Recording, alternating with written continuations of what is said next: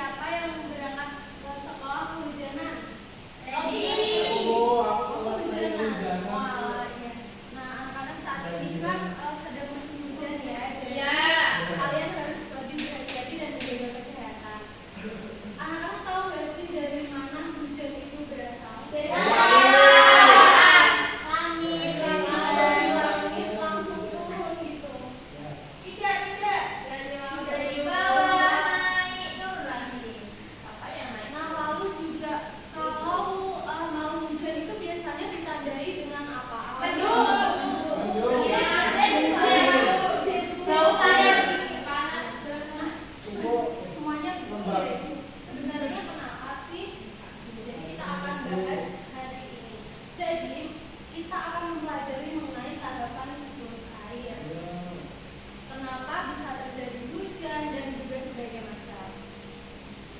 Tujuan dari pembelajaran hari ini yaitu nantinya anak-anak diharapkan dapat menjelaskan tahapan terjadinya siklus air secara runtut dan juga anak-anak nanti dapat menganalisis keterkaitan antar proses dalam siklus air.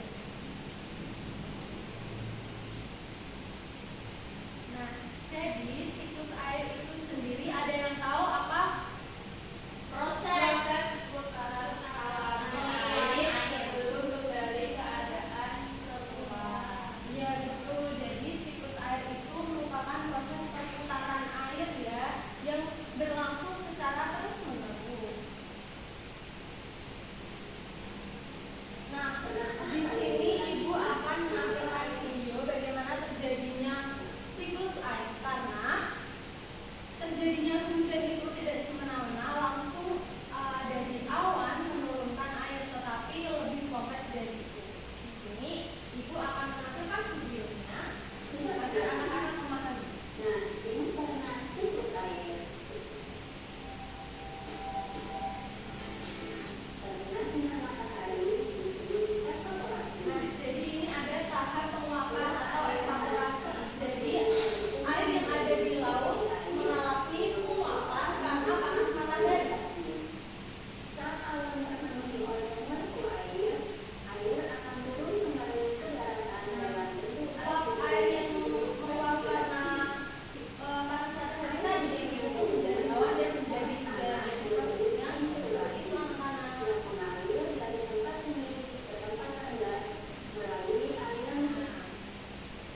sekarang Ibu akan menjelaskan tahapannya. Nah, dari video tadi tampilannya seperti ini ya. Terjadinya siklus air itu dimulai dari penguapan hingga membentuk awan dan terjadi hujan. Proses ini terjadi secara terus-menerus. Tahapannya tadi ada penguapan, lalu hujan. Namun tahapan-tahapan itu memiliki istilah. Yang pertama,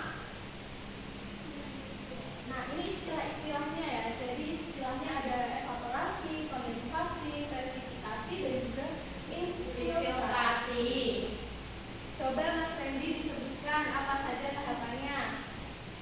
Evaporasi, kondensasi,